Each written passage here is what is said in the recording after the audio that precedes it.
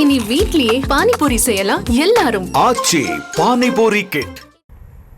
நாகை மாவட்டம் கோடியக்கரை அருகே வங்கக்கடலில் மீன்பிடித்துக் கொண்டிருந்த மீனவர்களிடம் இலங்கை கடற்கொள்ளையர்கள் கழுத்தில் அரிவாளை வைத்து மிரட்டி என்ஜின், GPS, செல்போன் மற்றும் மீன்களை பறித்துச் சென்ற சம்பவம் தமிழக மீனவர்களிடையே கொந்தளிப்பை ஏற்படுத்தியுள்ளது. கூடுதல் விவரங்களை செய்தியாளர் லெனன் வழங்க கேட்கலாம்.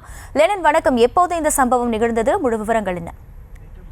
அகிலா, நாகப்பட்டினம் மாவட்டம் வேளாங்கண்ணி அடுத்த செருதூர் மீனவ கிராமத்தைச் சேர்ந்த சுரேஷ் என்பவருக்கு சொந்தமான ஃபைபர் படகில் கடந்த 15ஆம் தேதி கடலுக்கு மீன் பிடிக்க சென்றனர்.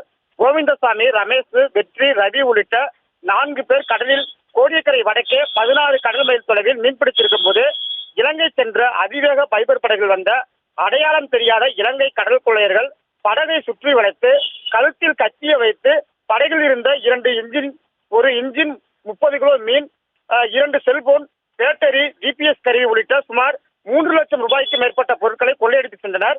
இன்ஜினில் குறைந்த அளவு பெட்ரோலை வைத்து கரை திரும்ப முடியாமல் கடலில் மேம்படு தத்தளித்துக் கொண்டிருந்த சக மீனவரிடம் எரிபொருள் வாங்கி கரை திரும்பியுள்ளனர். 3 லட்சம் ரூபாய்க்கு மேல் பொருட்களை பறிகொடுத்த நிலையில் மீண்டும் கடல் தொழில் செய்ய முடியாத நிலை ஏற்படுவதாகவும் மீனவர்கள் தெரிவித்துள்ளனர். அதே போன்று இன்று காலை கோடியக்கரையில் மீன்பிடித்துக் கொண்டிருந்த மயிலாடுதுறை மாவட்டத்தைச் சேர்ந்த மீனவர்களையும் கடல் கொள்ளையர்கள் தாக்கியது குறிப்பிடத்தக்கது. தொடர்ந்து நாகப்பட்டினம் மாவட்டம் மற்றும் மயிலாடுதுறை மாவட்டம் உள்ளிட்ட மீனவர்களை இலங்கை கடல் கொள்ளையர்கள் தாக்கியது மீனவ கிராமத்தில் அதிர்ச்சியும் ஒரு பரபரப்பை ஏற்படுத்தியுள்ளதாகிறா. விவரங்களுக்கு நன்றி. இனி வீட்லயே பானிபூரி செய்யலாம் எல்லாரும். ஆச்சி பானிபூரி கிட்.